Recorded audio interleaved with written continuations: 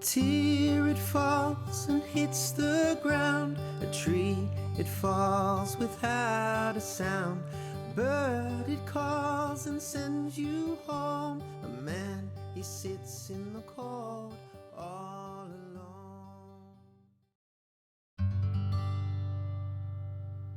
Hi, Shanee. Welcome to the Joy of Sunflowers. Thank you so much for joining me.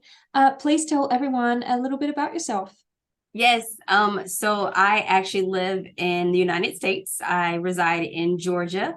My name is Shanee McCambry, and I am actually the COO of our own fintech company. We focus on financial industry, business, and personal credit funding and all of that. We are really big advocates of, financial literacy and being able to educate people about their finances, whether that's helping them with their business. But one of the other big parts about what I do is I'm a very big women empowerment advocate and believer. And I am huge on, giving back to be able to empower women through my traumatic experiences or whatever that I went through, because I take them as learning lessons. I do understand that sometimes we go through things that are not the nicest things. They hurt. We feel like we may be broken from them, but once we're able to overcome them, there's definitely a lesson in there, and that allows us to also be able to help other individuals that go through it. So in the midst of educating about finances, I also like to give back and empower women. In addition to that, I do have a blog. I haven't blogged on it in a while because we've been focusing on other projects. But what I've learned is that I use my social media as the opportunity to do little mini blogs or give moments of inspiration, whether that's, different ways to give back, different ways to be able to train your mindset, redo your mindset. And also, one of the things that I like to do is I like to be genuine and let everyone know that sometimes on your journey to becoming the best version of yourselves, you're going to have setbacks, because they're not going to always be perfect days. There's not going to be days where you're always happy and everything's going right. You're going to have days where you wake up and you're going to need people to be in your corner. So that's something that I also like to do, is be very transparent. And so that's a little bit about myself. Wonderful. Yeah, so before we sort of jump into your story, and your story might be something to do with this, but what's kind of encouraged this mindset of, it's not all perfect, and we can keep moving forward? Because I mean, you could get bogged down in things that happen and just kind of fall into a mini pit. So yeah, what's inspired this mindset? So to be honest, it kind of came from a place where I was kind of tired of being in a dark space.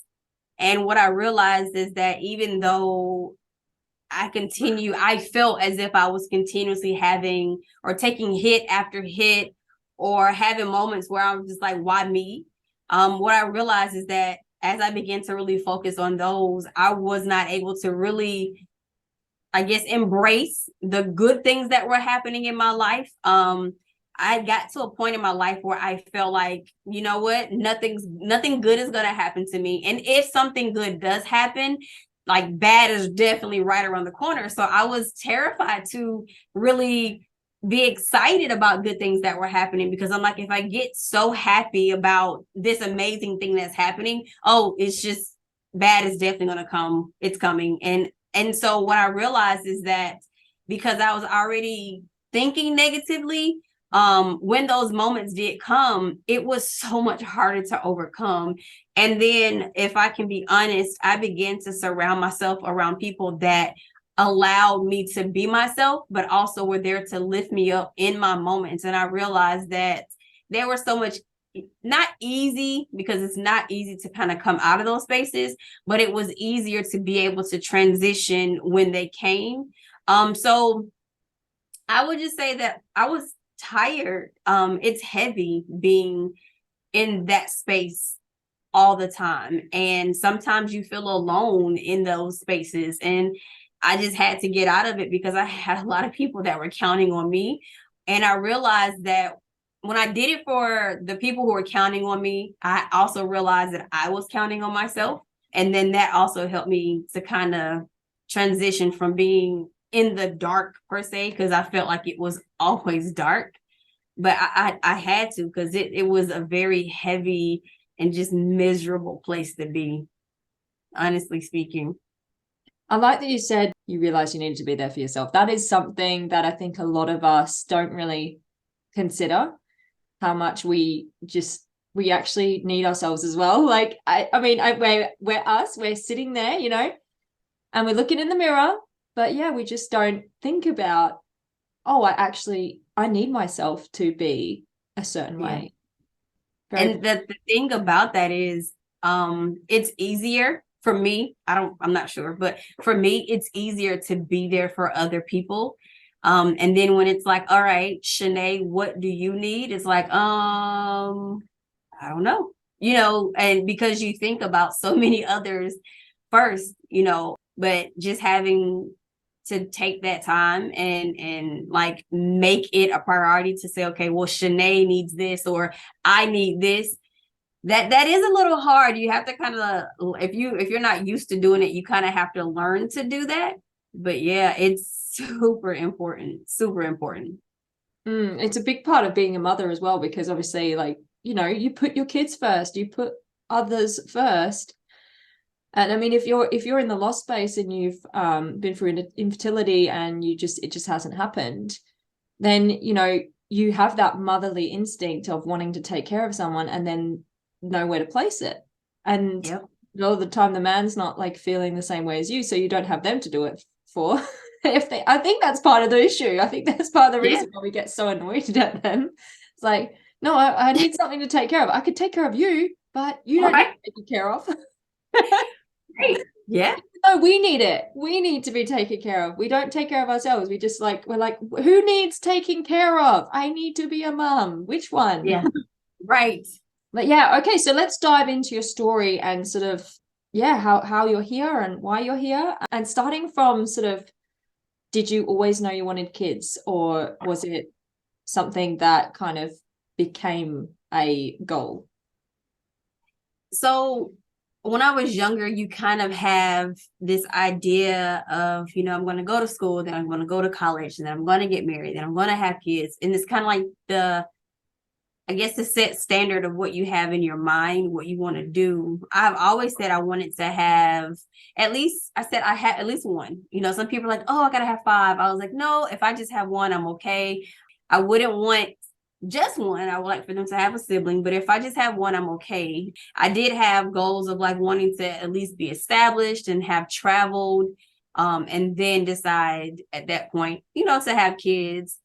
So yes, I've always wanted kids, but thinking back on it, and it's funny because I've never really been asked that question, but thinking back on it, I think it's something that I wanted, but I think the traveling and being able to get established is kind of where my focus went. More so because I wanted to be able to have that life already set up for them, so that way they wouldn't struggle.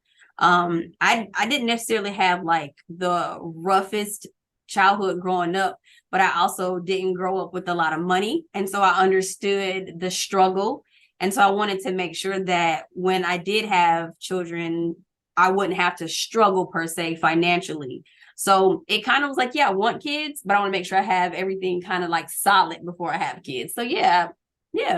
Some people really do resonate with that. I mean, that's why a lot of women, I think, are having babies sort of past 30, because let's face it, that's kind of when we start getting stuff together. Yeah. Like when we're in our 20s. Absolutely. Free fall, you know, and life. And then reality hits you and you're like, oh my gosh, I'm turning 30. That's me. So I'm in that. Wow, I'm turning 30. Okay, time to get things in order, I think. So going into your sort of lost story. So I took a break from college. My mother got sick, and so some years passed. My husband's mother passed away from cancer, and one of the things that she asked is that he go to college and get a degree, and that I were, you know, to finish mine. So I am in my last semester. I went back to college, and the commute was crazy. Like, I was commuting 2 hours each day, 2 hours up and 2 hours back. So I guess that's 4 hours total. And then one day I was just like, something's not right. I wasn't really feeling the best.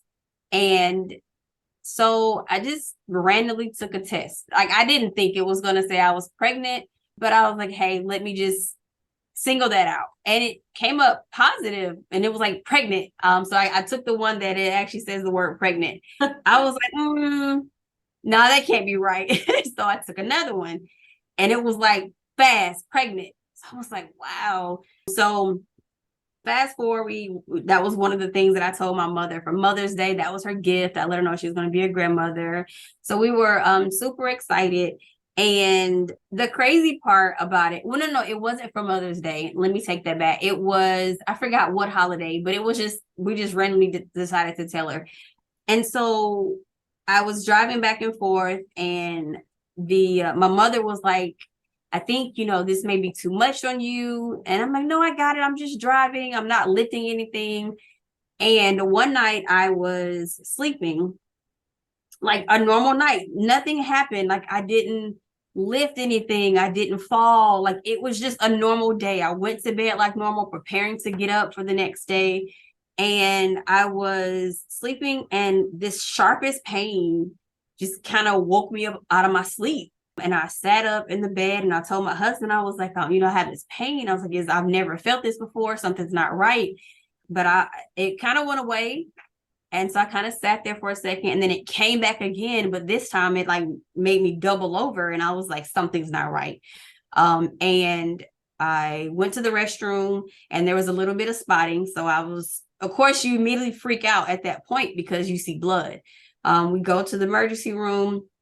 It was the weirdest thing, because while I was really scared, in my head, I have this thing where I guess I would think about movies and how they show us just like blood everywhere. And so in my head, I was telling myself, okay, it's not like the blood that you see on the movies where it's just blood everywhere. So I didn't think that it was a miscarriage. I just thought like maybe this is just part of the process. It's not much. So we're sitting in the emergency room, and I get up to go to the bathroom because it's like they're taking forever. I'm like, can I get a room? Can I get a doctor? Like, something's not right. Because I felt as if it was just like a normal day. And I'm telling them like I'm pregnant. Like, I'm trying to make them, see how serious this is. And I felt as if they were just like, okay, well, we'll get a room. It just didn't seem like they had a sense of urgency. And I go to the bathroom because I'm like, okay, I don't want to cry in front of my husband, because of course he's like trying to stay calm for me. And I don't want him to now see that I'm starting to now go into the freak out zone. Like, I'm freaking out. So I go to the bathroom to cry. And looking back, I should have cried with him, let him be there for me. And I'm in the bathroom, I'm crying, and all of a sudden I get the pain again, to the point where like it makes me just like drop. And so I crawl to the toilet, and I sit on the toilet, and I'm just crying, and I passed the baby at that moment. And so I heard it when it hit the water.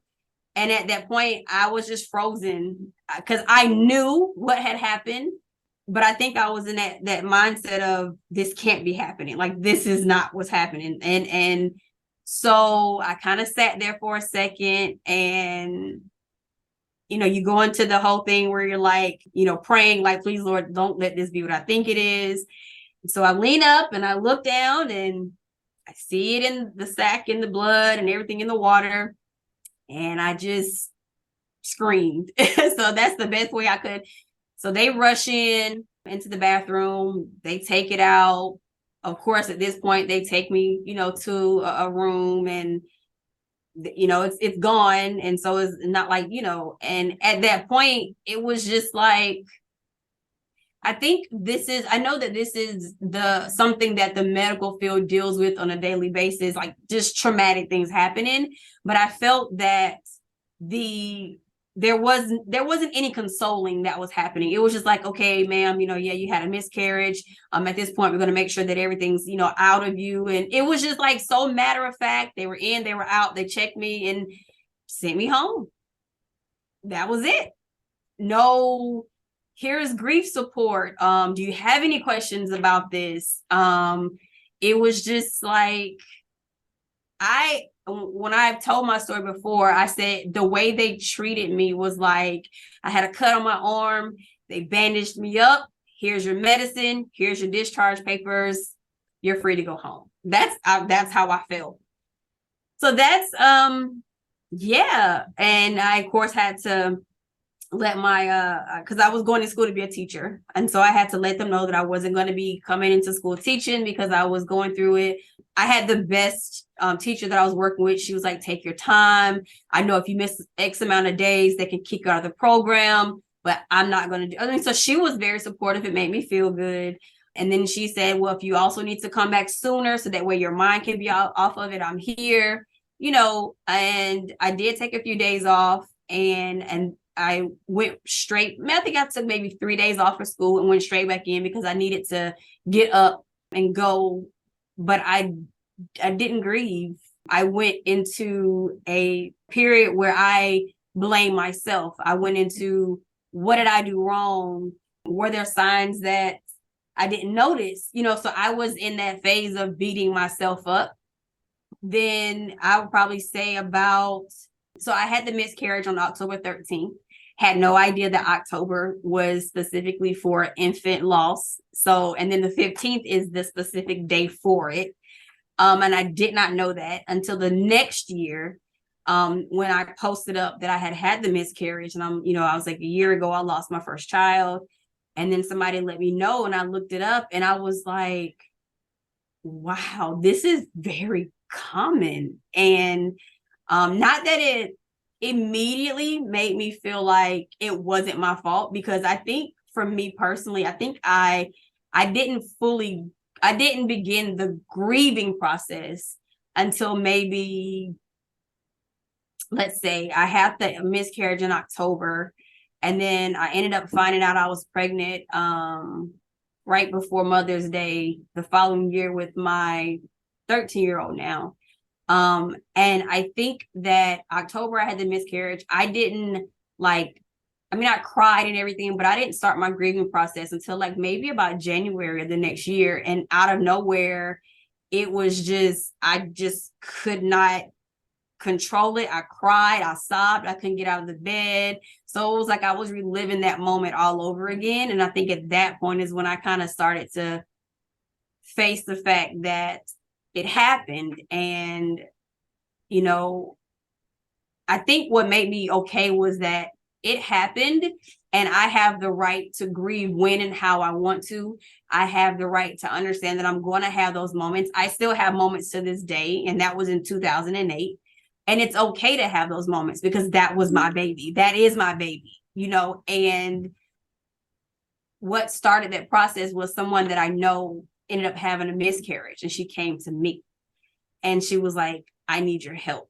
And I was like, well, I haven't really faced it myself. And so, yeah, that kind of forced me to kind of go through it. But it was very, very hard because I think for a few years, I beat myself up very, very bad because I was like, it's my fault. Like I had to have done something wrong, so that's my story. Yeah, I think it's one of those things where you're just like, oh, I worked too hard. I got up too early. I traveled too much. I wasn't eating right. Yeah, it just kind of pummels you. And I had the same thing. Like I was just like, oh, I worked too much. I didn't get enough sleep. I was so stressed out, and all these things compounded, and that's why. And my husband was just like, well, do you know that? And I was like, no. Yeah. And he's like, well, there you go. It's like, you don't know, and you won't know, and you have to live with that. Like you have to deal with that you won't know, and you're not going to know. He's like, so don't act like you know, and don't say you know, because you don't. Because he was getting really frustrated with me because I kept saying, it's definitely this. And he's like, no, you don't know. Yeah. Yeah. But, the funny thing about that is that I think because as women, we want to be fixers. And so we're like, okay, let's say if it was because I was stressing so much about school, then that means that I can fix how I stress. Or if it's something I wasn't eating right, I can change how I eat. Or I'm working too much, then and so I think as women, we try to fix things. And so we're mentally trying to figure out what is it.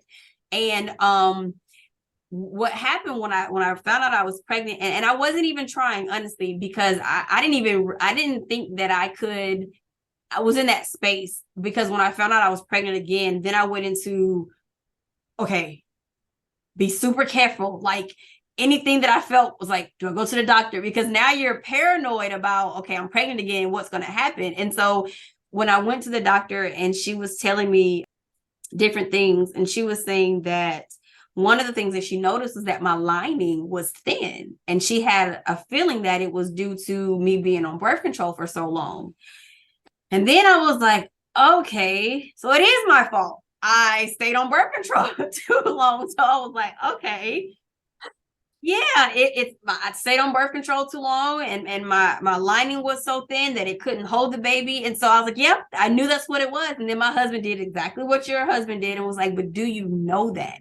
Because there are women who have thin linings and they're put on bed rest and they have babies all the time. So that could be it, but that also could not be it. So, even after getting pregnant again, I was still trying to find reasons of why it was my fault that I lost my first baby and what I need to make sure I don't do in this pregnancy. And the doctor was like, but all pregnancies are different. Like, you may be able to hold this baby and you may have her prematurely, or you may carry her, beyond your due date. So she was saying, now you're going to stress yourself out. And I was like, okay, can't stress myself out because I don't want to lose this one. So I think we go through that thing where we're like, well, we got to figure out what everything is so that we can fix it. So I think that's why we do that to ourselves.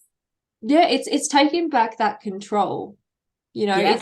It's like, okay, all right, so give me the list of things I need to do to keep this baby. Just Right. list. There isn't one. There is no list. Why is that? Right. Yeah, you're right. We want to be fixers. We want to make sure that we're doing all the right things. And my husband said to me, if you knew the right thing to do to keep that baby, you would have done Right. those things. And he said, but it just didn't happen that way, and you have to accept that. And a lot of women I've talked to, I mean, you said about the thin lining, there's women with nothing wrong with their uterus lining, and they still have miscarriages, they still have loss. And it's like, well, what happened with them? And right. We don't all get answers at all. Like, I had 3 healthy children and then a blighted ovum. Wow. And then I had another miscarriage, and that was last year. Wow. So I had 3 healthy kids, no problem, all natural, all just, straight out the canal, no interventions, and then 2 miscarriages. Wow. So it can literally happen to anyone at any point. At any point. Yeah, and it's like, we have to kind of remember these things. Like, just because someone has healthy children doesn't mean they're not going to go for a miscarriage. Right. It was really mind-blowing for me, because obviously it wasn't on my radar, and it just happened. And right. But I had a similar experience in terms of, like, you feel the pain. That's labor. Like, now, yeah. right? That was now. Yeah. Yeah. And then, I gave birth to a sack too, and it was just so gross. Yeah. So gross. And you know what? That was probably part of your journey as well, because you were asking for help. You were telling them, hey, can you check me out? Yeah. And that could have maybe even have been avoided, you going through that on that toilet where you fell and then you got up, and that was so needless if they'd actually done their jobs and listened to you. Right. And the thing about it is, and which I didn't do it, but some of my friends were like, hey, you probably could sue the hospital. No, It's like, It's not worth it. It's not worth it because, like I was telling them, I said, could you imagine having the miscarriage and all the emotions you're going through, and then now you're trying to go through court?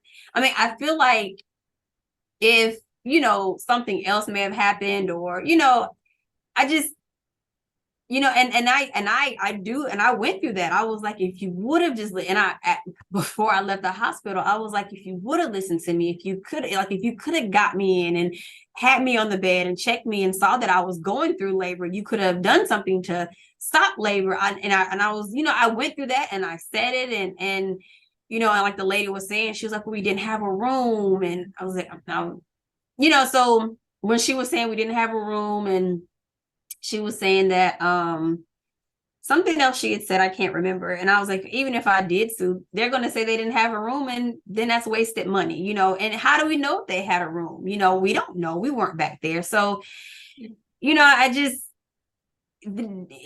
felt like at that time it just wasn't the best thing to do. And I'm beating myself up. I blame the hospital because I'm like, hey, if you would have listened to me, this could have been prevented. But immediately it went straight to me. It was like, well, what did I do?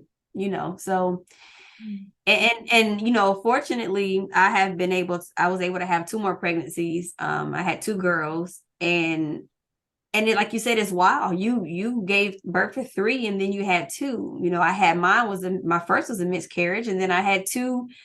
I mean, and my pregnancies were not bad pregnancies. Like, I literally was like, oh, I could be a surrogate because it wasn't horrible, and I was, my first one, I had a vaginal birth. My second one, I had to have a C-section. But I still was like, hey, we could do it again. And it's crazy how you're able to, have a miscarriage, but still, and I have friends that have had numerous miscarriages and never been able to have a baby. So, it's just weird how our body works. Yeah, and some people, you're right, like, will have babies, and some women they just can't. They need a surrogate, or they need those other avenues to grow their family, because it just won't happen any other way. No, it just boggles the mind how different we all are. I mean, we're all amazing, regardless of whether you're getting the results you want or not, you're still amazing. But no, when you start looking at, okay, who's had kids and miscarriages and all that, it is shocking when you can have healthy kids and then have miscarriages. It does. Right. Yeah, because I was just like, what? No, this is not a thing. Yeah. Right. It's a real thing. It's a real thing. It's a real thing. How far through were you with your pregnancy? Did you know with the first one? And that's the crazy thing, because when of course they got it out, I heard them talking, and they were trying to figure out how far along it was. And I had an appointment coming up for me to go in, for them to measure, to give me an idea. And they were asking, okay, when was your last cycle? And then they, well, we have this day available. So when they were taking the sac out, I heard them kind of discussing it. And one was like, I said about 2 or 3 months. One said, well, maybe 1 month. And one was like, well, look at the size of it. She could be 4 months or less. And so they never really told me. But from the time that I took my test and from the time that it happened, I feel that I was at least 2 to 3 months pregnant. Wow.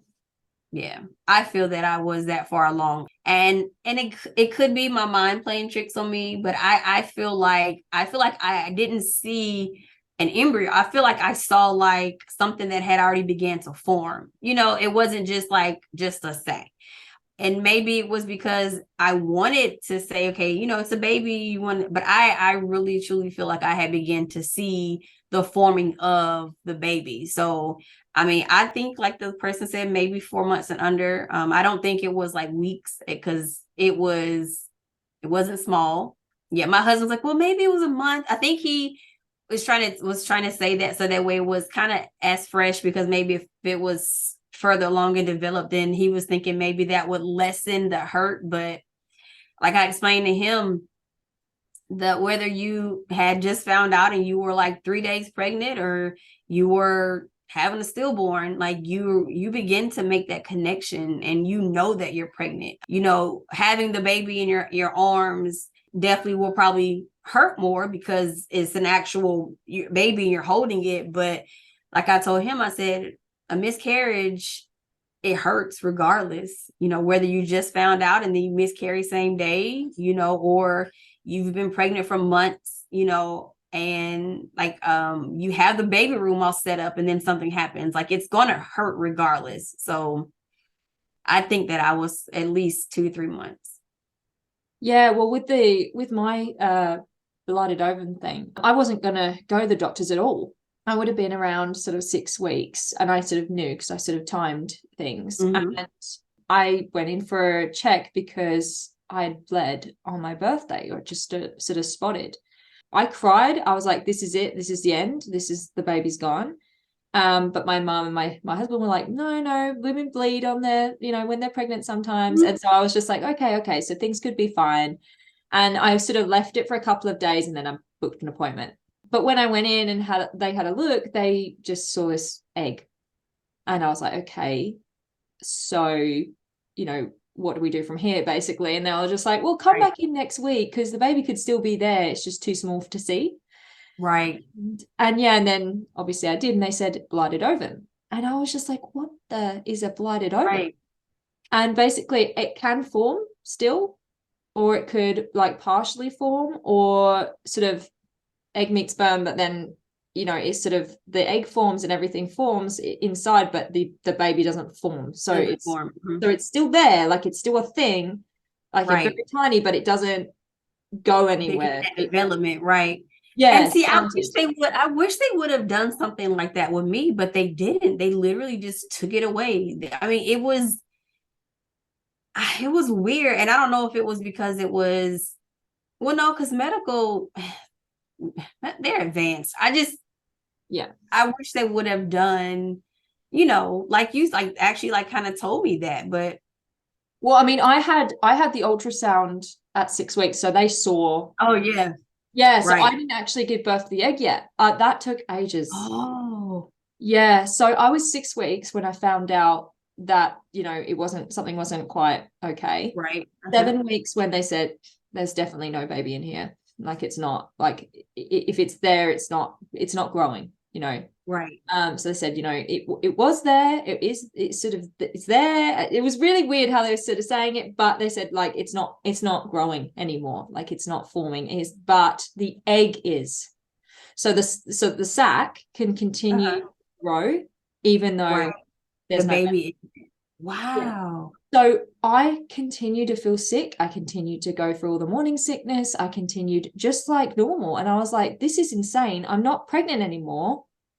Why doesn't my body know that? And so it took about 2 months. So the 5th of May was my birthday, and it took until the 20th of June for me to actually release the egg. So on the 20th of June, I released the egg. And that was insane because I was waiting that whole time knowing I wasn't pregnant. Right. But going through all of the stages and feelings and wow. So I'm like waiting. I'm like, I'm not pregnant anymore, yet I've gained weight. My stomach is getting bigger. And I'm, you know, so I think I was on week 14 by the time it passed out. So, yeah. And they couldn't, like, they made you carry it that whole time? Like they wouldn't go ahead and take it? They gave me a choice. They said, look, you can pick these things. And now they didn't give me any details at all. They sent me home, just like you, right? Yeah. They said, okay, do you want to do it naturally? Do you want to have surgery? Do you want to have a pill? And I said, look, I'm not having the pill because I've heard some terrible stories about that. I'm not doing that. Right. And I've heard that surgery can cause damage. And I was like, okay, well, I do want to have more kids in the future, so I don't want to do that either. And I was like, I'll just do it naturally. I've had 3 kids.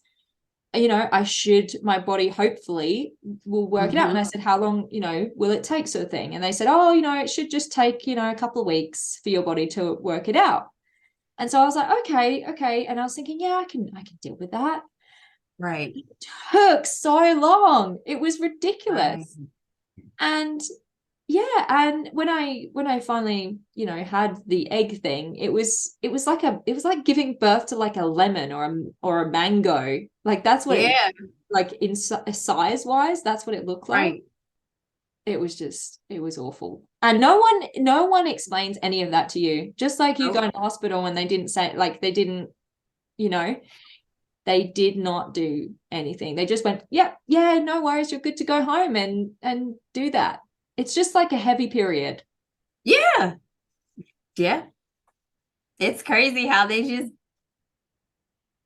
So, wow. Well, you know what? I am like, you have the strength. Oh my gosh. Like, I tip my hat to you, because I can only imagine how hard that was. You're thinking that, hey, a couple weeks, and then it's like another week and then another week, and you're still going through all the feelings, and you also know that it's nothing there. I commend you for that.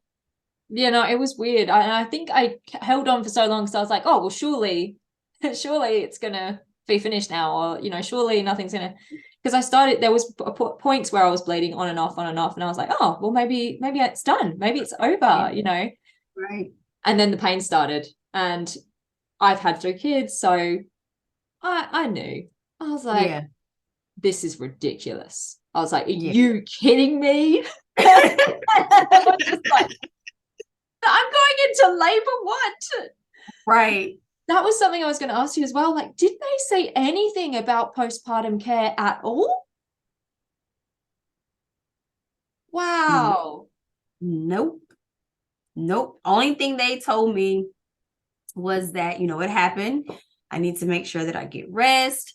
If I notice that, I'm feeling this, or I have blood or numbness, or, they're like the typical things to come back in. They told me different things to kind of look for. But here's your discharge papers. And if you have any other questions, or feel this or that, or see this or that, come back and see us. Or, of course, they told me to follow up with my, my doctor, which I did. She kind of, it was a him at the time. He kind of went through everything and kind of told me he read over everything, and it was definitely a miscarriage. And he checked me out to make sure there was nothing else, everything was fine. The only thing that he told me was, he said, I can't tell you what to do. But I do have women that, I see that had miscarriages. And he was like, the only thing that I would advise is just, he was like, it's up to you, but I would not advise you to immediately try to get pregnant again. He was like, let your body heal, let your mental heal. And, he told me not to beat myself up. And he was saying that, these things happen. I'm not the only one. I'm not the first one. I won't be the last one. So he went through that whole spiel. He was really nice about it, but he did tell me to kind of hold off and wait. And he was saying that, if I wanted to, when I decide that I'm ready to start again, to come back in, let him check me, make sure that everything looks okay. But it just so happens that I had a schedule, my yearly exam coming up anyway. So I was like, well, I'll just come in on a regular visit. You can check me at that point. And that was January. I came in, he asked me how I had been doing, and you're not beating yourself up, right? And I'm like, well, nah, you don't want to tell him. And so he checked me, and he's like, hey, everything looks good to go. If you're ready to go and start, trying again, you can, but make sure you're mentally ready, And one thing that he really told me that nobody had ever told me, and I really respect him for this, is he would say that, he felt, while it may not be the nicest thing to say, he was like, he would always tell his patients that had miscarriages or stillborn or whatever it is, and they lost a baby. He would always say, please don't try to get pregnant again to replace the baby that you just had. And I was like, wow, like I never thought about that, and he was saying there's a lot of women that immediately try to get pregnant again to replace the baby that they just lost, and the body is still, healing, and then they end up maybe having another one, and then it's even harder. He was like, if you feel like you are wanting to get pregnant again to replace the baby that you just had, he was like, I beg of you, please don't do it. And I respect him for saying that, because I know women that have done that and had a miscarriage, and it like almost broke them. And I know people where they're like, no, I gotta try again, like I just gotta do it, and their body is still not healed, and they have another one, and then of course they're just like, God is punishing me for something. And I'm just like, no, baby, let your body heal. You just like mentally, we have to heal from this. Your body has to, and like they say, after you have a baby, do the 6 weeks. And, I said, you gotta let all of that heal, because your body thought it was pregnant, your body knew it was pregnant, went through the whole process. And then now it's something has happened and it's thinking that, okay, it's not there anymore. Now I gotta heal and everything has to go back. I would just let your body heal. And that would be the biggest thing that I would say. I try to let people know when we talk about miscarriages or infant loss and child losses, just like your body has to heal from being pregnant, we have to heal from being pregnant before, deciding to go to that next step and trying again. So that is something that, and everybody's time is different. I know people who have gotten pregnant, a couple months later. I know people that have waited a year, whatever that time is for yourself. But I definitely, stress to just let your body heal. Let your body heal. Yeah, I think a lot of women don't realize that it's a postpartum. Like you went through a pregnancy, you went through birth or a delivery, whatever you want to call it. But you went through those things and your body went through those things. And not like in a normal pregnancy where you have a living baby at the end, like they tell you rest and you need to take it easy. You need to come in for checkups and all these things. It does boggle the mind that they don't do the same thing when it comes to pregnancy loss, because pregnancy loss is a delivery, and that needs to be taken care of too, because you've got all these different things that you can end up with, like symptoms and all sorts of stuff. I know some women lactate, like actually produce milk. Yeah. And it's shocking that they don't offer or have services to look after these women, in our normal healthcare, because it does seem like it's actually not as rare as it's made out to be. I mean, I even question the 1 in 4 these days, because I just hear so many stories now. Yes. Yeah. We were talking about that last year, and because I posted the 1 in 4 again, and me and a couple of my friends were like, I think that number is so much higher. I mean, the number of stories that we hear from, just normal people talking, or stories that we hear on social media, or even going into the hospital, just asking regular questions, and they're saying, okay, well, this could happen. I think I really think that number is a lot higher. And the scary part about it is, I know there's nothing that you can do if that is going to happen with, your body. I don't think you can't stop it, but I think that if there were better care and better education, and I just think our medical systems are a little too advanced for us to still kind of be going through what we're going through, and that number still being 1 in 4. I think it's so much higher. I really think it's so much higher. It doesn't really make sense to me. And there's some women who have had like 6 losses or something, over a 10-year period. And I'm like, well, if it's 1 in 4 pregnancies, because it's supposed to be 1 in 4 pregnancies, I'm like, I don't understand how I'm meeting so many women with multiple losses and multiple things, and like literally like across the board. I don't think I know a couple of ladies who haven't had any, but they're really young, and they haven't really, they only tried like once, and they had a baby, and that was it. So, you know, I mean, their journey could be different, like after. I hope not. I hope they never join this club, but it could still happen, you know. And obviously, the more kids you have, or the more times you get pregnant, the higher the possibility of having a loss, because, you know, there's so many things that can go wrong. Life is a miracle, Right. But yeah, I think, I don't know.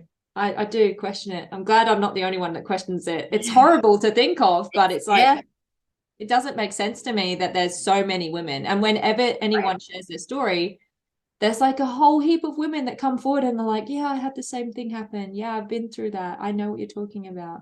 Yeah. Oh, it's insane. Yeah, I agree.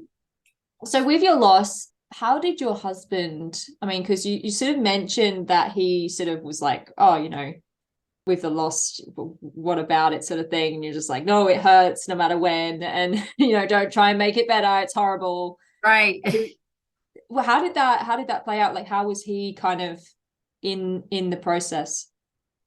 So for many years I kind of held like this little smidgen of resentment towards him when it came to that, because I felt like it didn't bother him. And I'm like, well, how does this not bother you? This was our baby, you know. And what I realized is when I finally sat him down and we were talking about it, he was like, well, no, it hurt me. But I knew how much it hurt you. And if I were to break down or be, you know, sad, I felt like then that would be something else that you would take on, because he felt as if he expressed, you know, how hurt he was, then he felt like I would be like, oh, now because of what I did, now you're hurting. So they hurt in different ways. And so he was able to express to me that, you know, how he hurt and how his pain was. But he also was the one that kind of gave me that the brighter side type thinking. And he was like, you know, what if it was a situation where there was something wrong with the baby, and maybe God knew that you may not be able to, you know, handle it? Or what if, you know, there was something developmentally wrong with it, and he knew that at this time in our point in our lives, we were so busy, and you were trying to go after your, you know, get your degree. We were doing so much. We just lost, you know, his mom, and he was, you know, well, she had, you know, cancer. But he was just saying, like, what if it was a situation where it just wasn't like right, and God knew that it wasn't right, and that could have been like something that he was doing to save us. Or he said something one day was like, what if that was God letting you know that, you know, you are able to get pregnant, but it's just not the right time? And I was like, well, yeah, well, why would he do that? Why, you know? So you go through those questioning moments. And but what ended up happening was he was telling me, like, I think you should let people know your story. And I'm like, nobody wants to hear what I went through. Nobody wants to hear, you know, little old me, you know. And he was like, no, I think that, you know, what you went through, I think there's some women out there that are probably going through the exact same thing. And I'm like, no, you know, I'm not gonna, no, you know, I kind of, everything kind of positive he was saying to get me to, I always was like, So I had something, you know, to opposite to what he was trying to do. And so I think at that point he was like, okay, well, she's just not in the space to be able to receive it. And so it's kind of like, he was like, when you need me, I'm here for you. I want you to know that. And so, and he let me know that it was okay to grieve. And so, and when I went to him and I was like, hey, I know social media is this new big thing that's going on, and I feel like I want to be able to honor my baby by, you know, on the day that I lost the baby, you know, each year I want to, you know, highlight what I went through. And then that's kind of what started the whole thing of when I made my first post. Then people were like, oh my gosh, you had a miscarriage? Oh, I thought that, you know, I was by myself. I had one lady message me, and because I ended one of my posts with saying something like, it's okay to have your moments of grief. Like, you could be in the shower and you could have it, or you could hear another baby crying and you could think about it, and it's fine. Like, don't beat yourself up and don't let anybody make you feel like you should be over it, And so she sent me a message and she was like, I needed that. And so I think at that point is when I was like, okay, maybe you were right. Maybe I should have shared, because even with me sharing, that kind of also helps me heal. And even though I'm acknowledging my rainbow babies each time they have their birthday, and I acknowledge when I lost my first baby, that does make it makes me appreciate what I was able to have, but it also makes me appreciate that I was able to still have, my girls afterwards and find moments to be grateful for, instead of it just being all full of sorrow. So he kind of was that light that I needed through the process. And meanwhile, I'm over here like, how can you not be hurting? Like, that was our baby, but I think he was just trying to be that positive sounding board, because I think he knew I was hurting so bad. And every year, and that's why when you reached out to me and I saw your page, I was like, sunflowers. My 13-year-old bought me these, and so I said, hey, I'm going to wear them.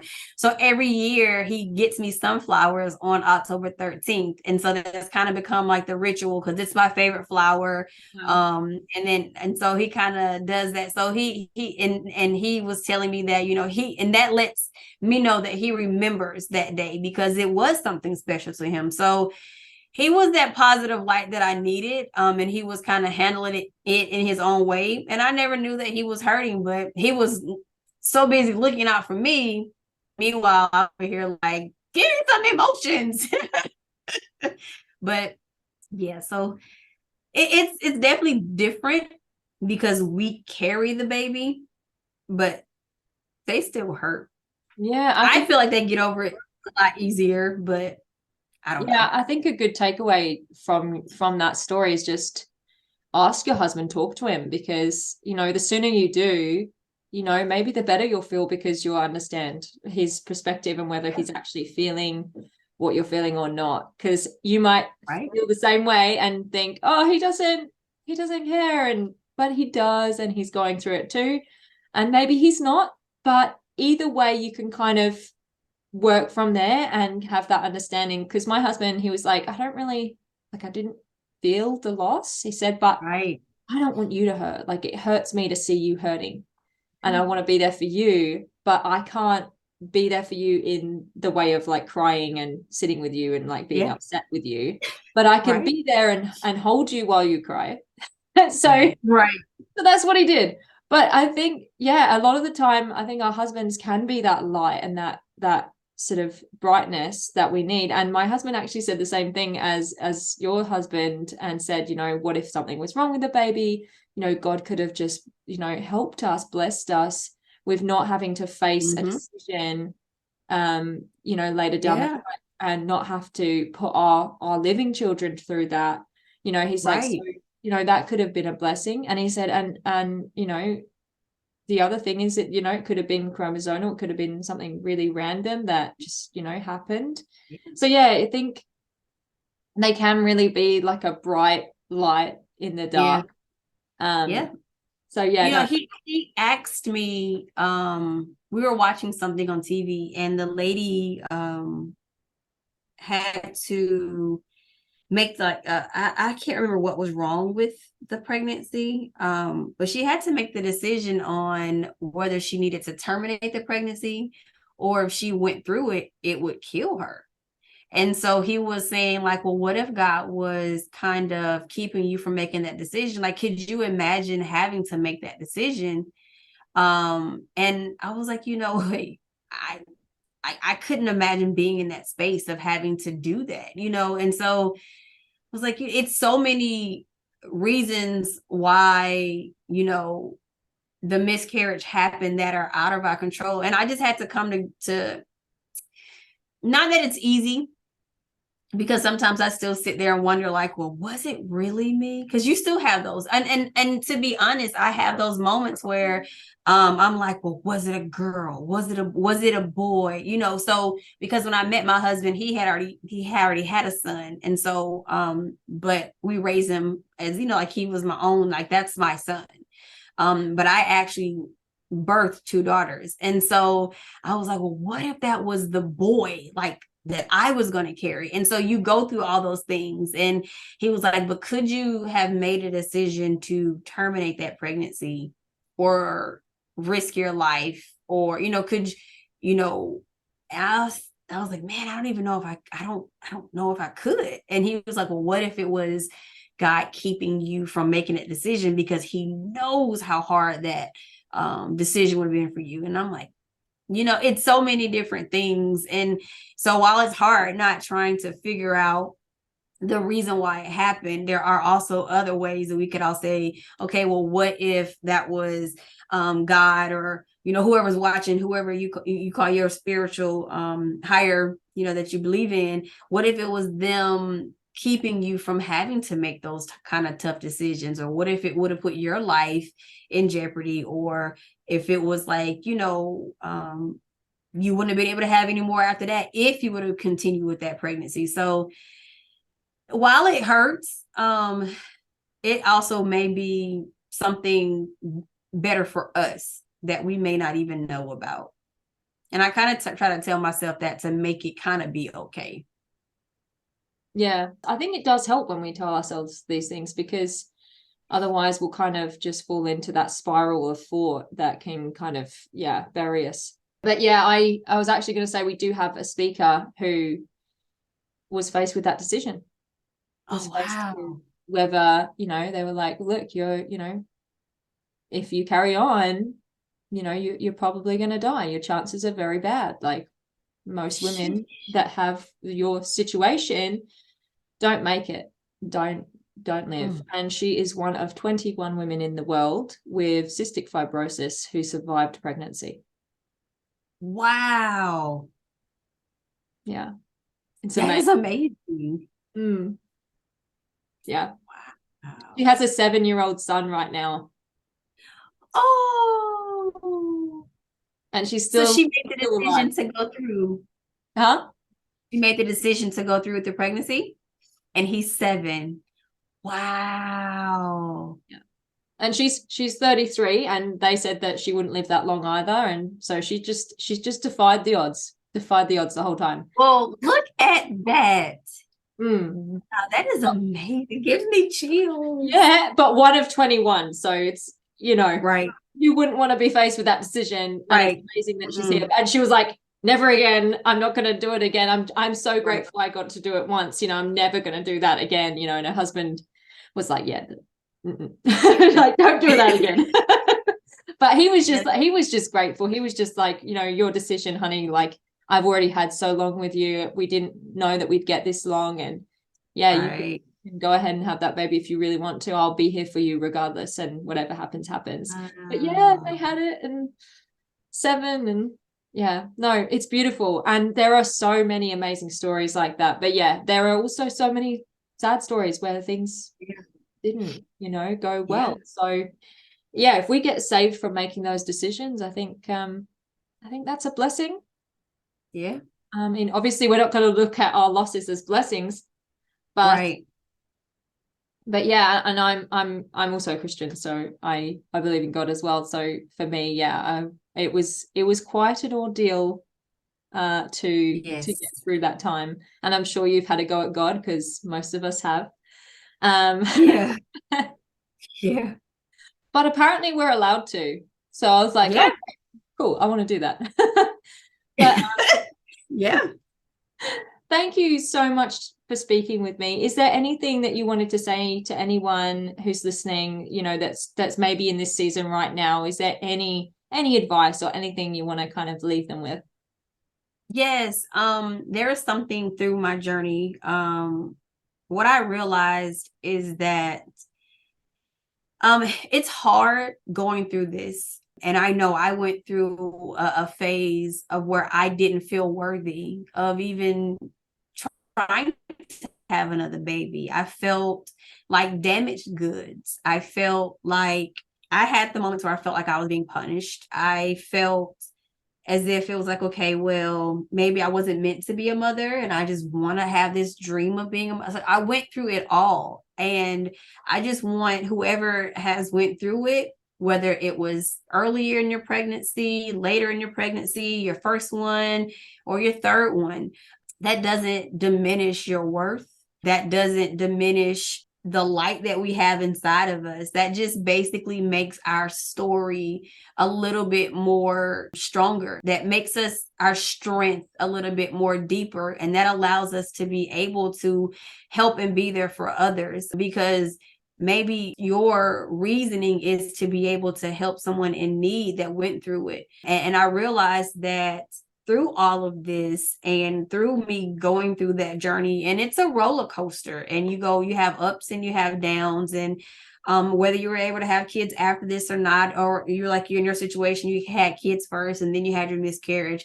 We have blessings that come to us each and every day. And I have some friends who have not been able to have kids, but they are the best aunties in the world. So just because you weren't able to physically have your baby here with us today, and you experience loss, that doesn't mean that you can't be a mother in some aspect. And I just want anyone going through this to know that you were put here for a reason. And I'm a Christian, so I do believe that you are made in his image, and he saw fit for you to be able to have whatever that burden is that you went through, because maybe the bigger purpose and mission in life is for you to have experienced that joy for the moment.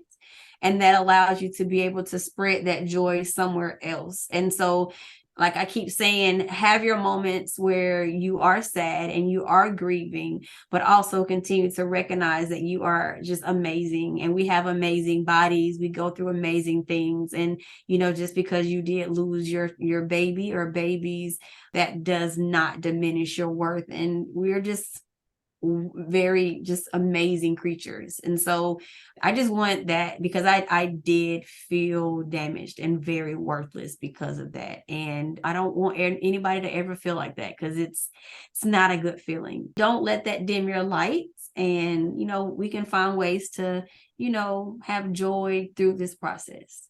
And, you're not alone. We're all here. And Yes, absolutely.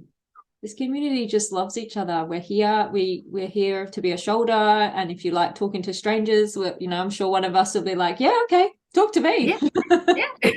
Because you want to be there for people. Because I can only imagine, how much better I would have went through my healing process if I did have people there to share their stories or just be there for me, because they went through it. And so they kind of understand what I went through. So yeah, I'm here. Yeah, exactly. Well, thank you so much. And thank you for that last note as well, because I think a lot of women need to hear that self-worth. And, it really does. You get crushed, and you kind of feel like it's my fault and it's my body. And it isn't. Like, you need to realize how beautiful we all are as individuals, regardless of whether we can't, we do, we don't. Right. Thank you so much for this opportunity. I feel so honored. I just want to thank you so much for this. And thank you for what you're doing and the platform and everything that you have put together, because that's definitely God sent. And there's so many women who need this. And if this is something that was around when I had mine, I know that this could have helped me. So I just wanted to say thank you for doing this. And I really, really appreciate this opportunity and what you have there. It's amazing. Thank you so much. Yeah, you're welcome. Well, it's really lovely to speak to you. I hope that you're going to join us in the lives, and we'll have another chat. I'm not sure which one you want to join, but have a look at the list, because there's quite a few different ones. But okay. Thank you. And bye.